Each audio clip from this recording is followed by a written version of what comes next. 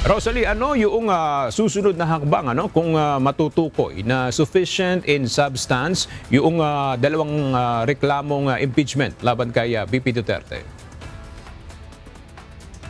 Aga ngayong araw nga ay tutukuyin kung sufficient in substance yung ikatlo at ikaapat na reklamong impeachment laban kay Vice President Sara Duterte matapos ngang matukoy na sufficient in form o sapat yung anyo ng dalawang reklamo kahapon.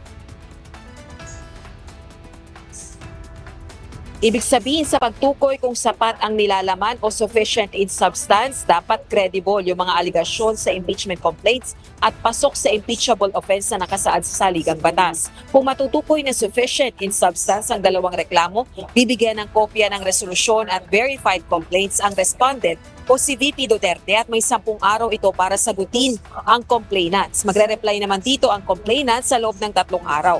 Magsusumite ang magkabilang panig ng affidavits o counter-affidavits. Kasunod nito, tutukuyin na ng House Justice Committee kung may sapat na grounds for impeachment ang mga reklamo at kung mayroon, tsaka magsasagawa ng pagdinig o hearing proper ang House panel. Pakinggan natin ang pahayag ni Representative Jervy Luistro, Chairperson ng House Committee on Justice. At this stage, we are not determining the guilt. We are not weighing the evidence. The only question before us is there enough in these complaints to justify moving forward with the impeachment process? Ito bang nakasaad dito? Sapat ba itong dahilan para sa impeachment?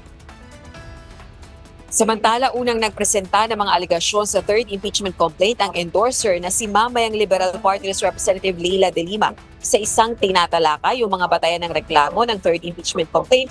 Una rito, yung umano'y matinding paglabag sa saligang batas, panunuhol, graft and corruption, pagtataksil sa tiwala ng publiko at iba pang high crimes dahil sa umano'y maling paggamit ng confidential funds. Kumpiyansa si Representative De Lima na may sapat na ebidensya ang mga paratang sa kanilang reklamo laban kay VP Duterte. Ang maling paggamit ng confidential funds, simulated liquidation, at paghadlang sa mga mekanismo ng oversight ay tuwirang nagpapapurol sa mekanismo ng pananagutan ng mga institusyon.